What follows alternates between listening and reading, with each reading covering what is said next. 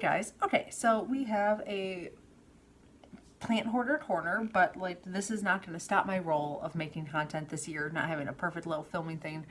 I don't know why I'm leaving my glasses on. It just feels right now. I need like a whiteboard too, because this is like an instructional video. But we're making content, and today we are talking about email marketing, the basics of it, where to start in the very beginning, what you need to know. We're not going to dive into like very complicated things. I would like to get there, but you got to start at the super basics. So, first and foremost, I think there's a lot of misinformation out there about email marketing, that you should be making like $1 million on your list. Don't bother with the list if you don't have like 500,000 people. All of this kind of hoopla around email marketing. And at the end of the day, email marketing is just a way for a business and or person to keep in touch with a lot of people at once, right? And of course, it has gotten wildly competitive with a lot of people kind of clearing out their emails. I am, every time I talk to people and they're like, oh yeah, I'm subscribed to like 2 email lists. Like, I mean, it is a little cutthroat out there, like just a little. I think everybody was so excited in the beginning of emails to just sign up for everything, and it was so exciting to like, you've got mail. Yes, I remember those days. I am in my 30s now, so I remember those. And it was so exciting. I have mail, and now you're like, I have an email. Gross, So, it has gotten a little more competitive, which is why people who write emails need to care a little more about what they're saying and put a little more thought into what they're doing so they can stand out. The good part is, although it's more competitive, the thing you need to know is that most businesses suck at doing it. So that gives you a huge, gaping, open, void to fill. I mean, don't you love when you did a really good email? Like, you're on an email marketing list and like you read something and you're like, ooh, like that was just what you needed in that moment.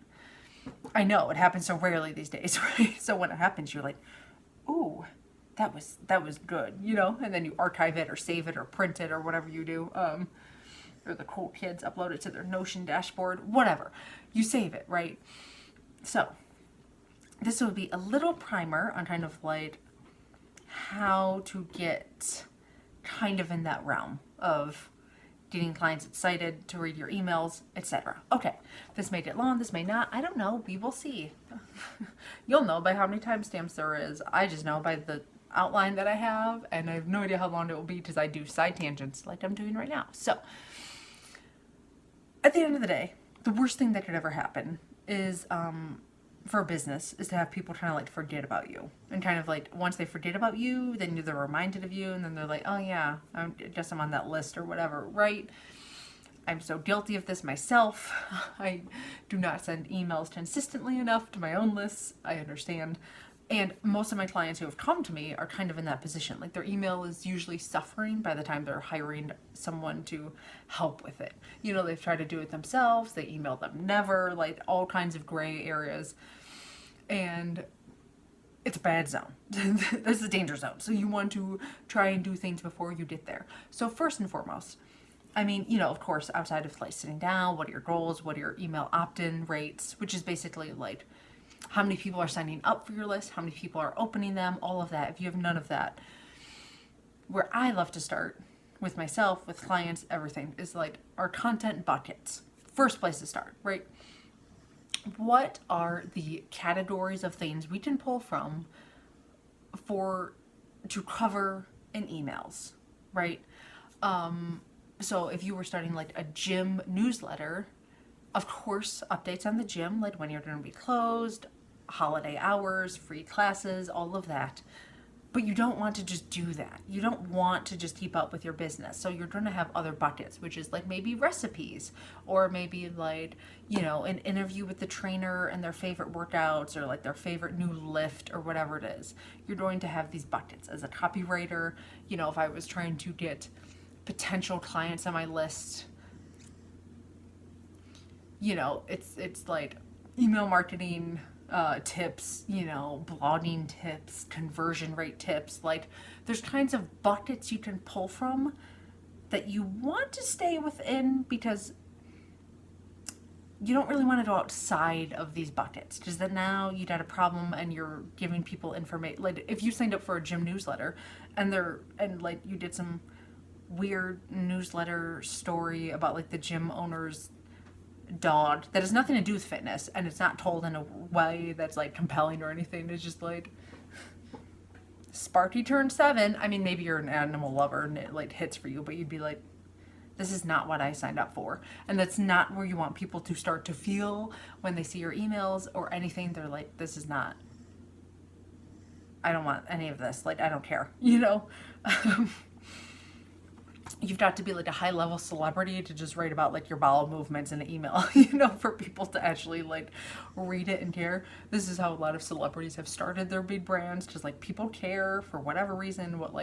This is how Gwyneth Paltrow started Goop. It was an email newsletter, and it was just like her favorite restaurants and like her health tips. I mean, the girl looks great. Like, no matter how you care about Gwyneth Paltrow, she looks good. And so a lot of people care because they're like, yeah, I would like to know your best tips. So she turned it into a billion-dollar empire. Anyway, most of us are not Gwyneth Paltrow, and most of us do not care that much about us just being able to write freely whatever we want that's in our hearts to just talk about in this newsletter. So you want to have main category buckets, 3 to 5, that's more than enough, of topics for people to talk about. I sit down with clients, I know 3 to 5.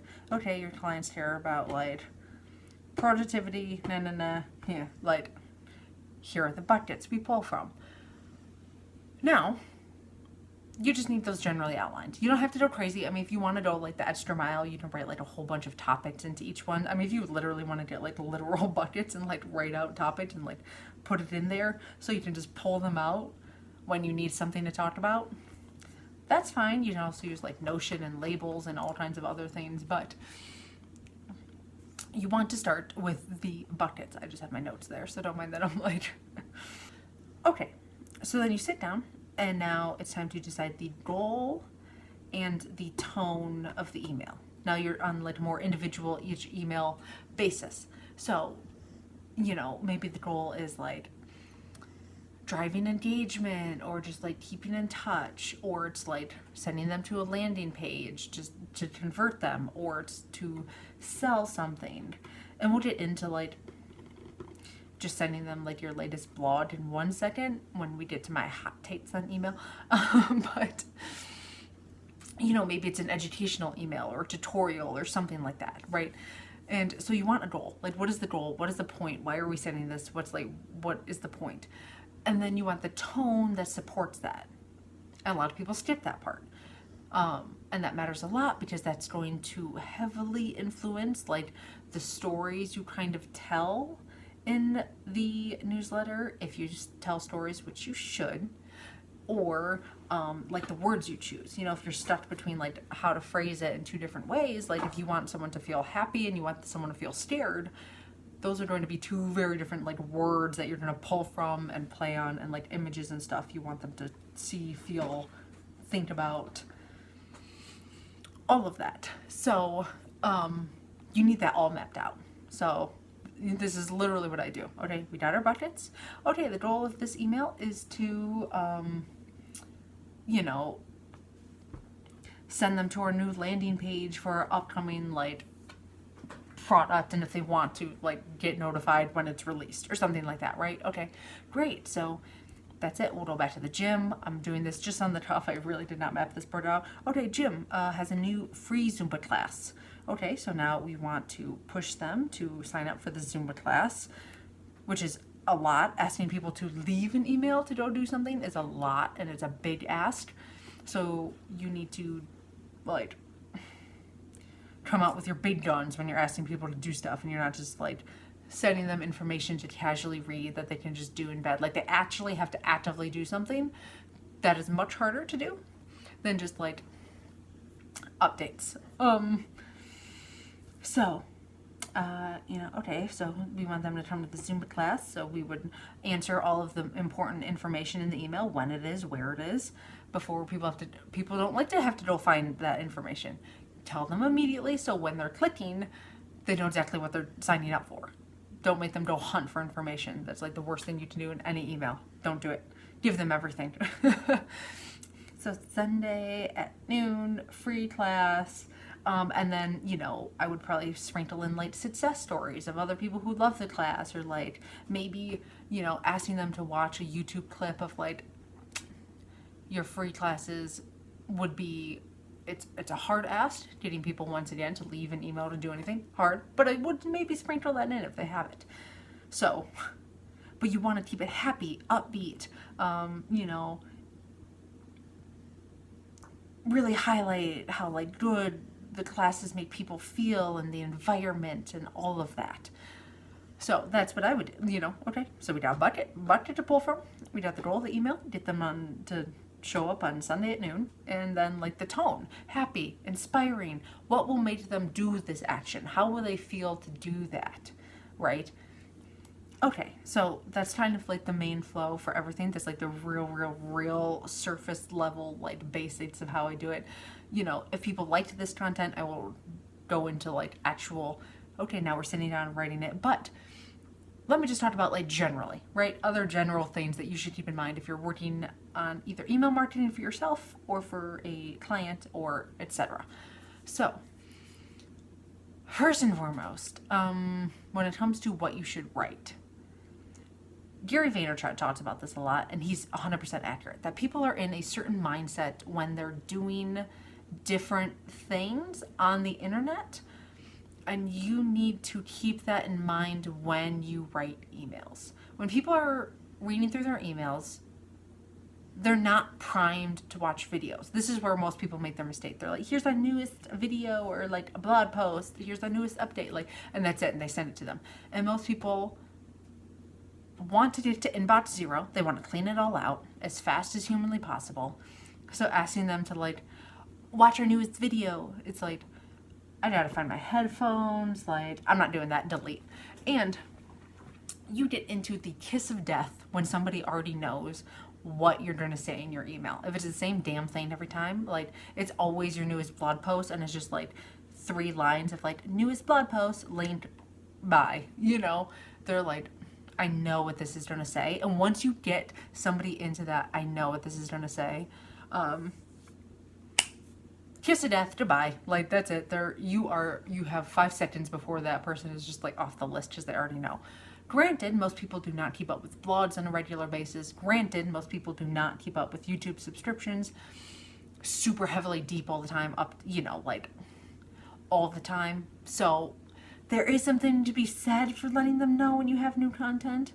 But if that's all you're ever saying to them, they know that. They know what's coming, and now it's not exciting. Like, even if you give them good reasons to go click or watch or whatever, I won't get into like my opinions on this, but I think you should just embed the most important key points into the whole email.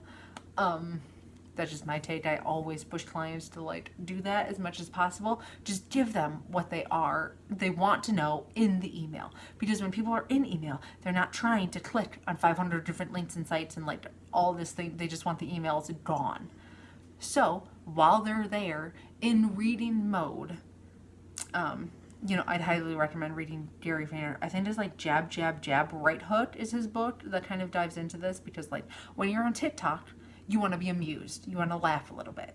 When you're on YouTube, you're primed to watch longer videos or whatever fills the bucket. If you watch gaming videos, you know, like you're ready to laugh and like get some jump scares or whatever it is. You are primed, you know, if you're on Facebook, you're like ready to argue with your aunt over like politics, you know, like you are primed mentally on each and every site to do and consume a certain kind of information.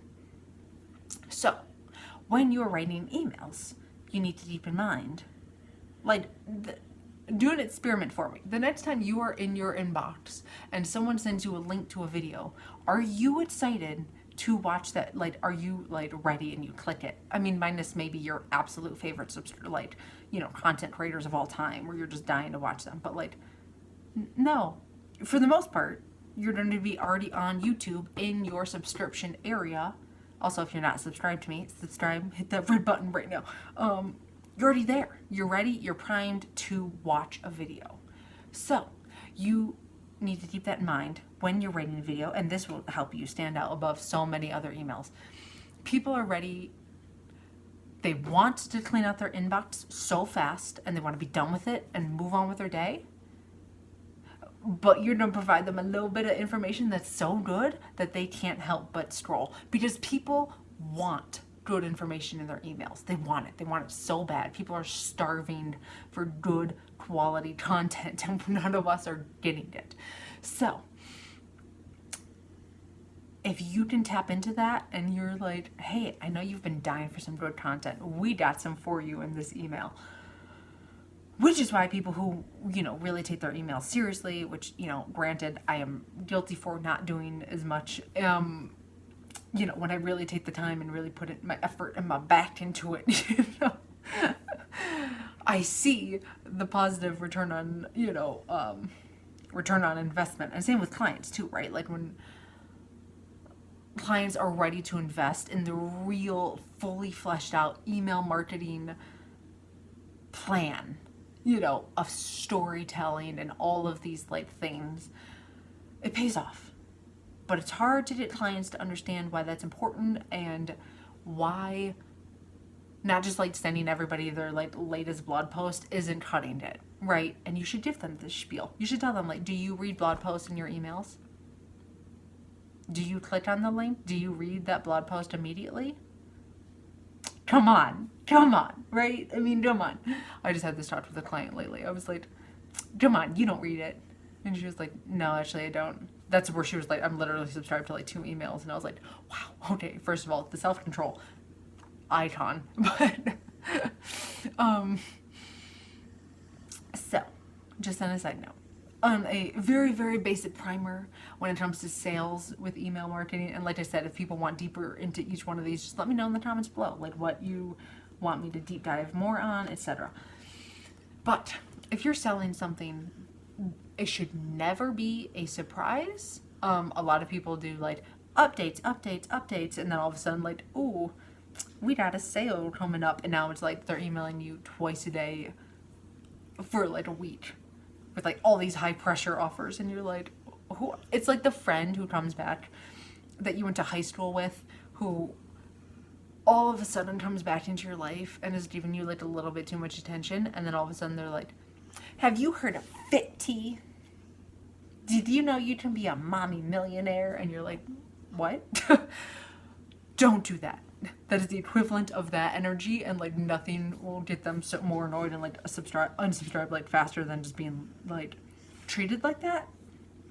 So, and maybe, like I said, there's so much to cover with email marketing. It's so hard to shove into 20 minutes, but you should prime them for the sales in advance as much as possible. When you're launching things, when you need to push for sales, that's coming up in a few months. I know I'm reopening my copywriting course at the end of the month. So in my mind, I'm like, okay, what do people who want to buy a copywriting course give a shit about a month or two ahead of time? There you go. That's literally the key to email marketing. Prime them for sales in advance.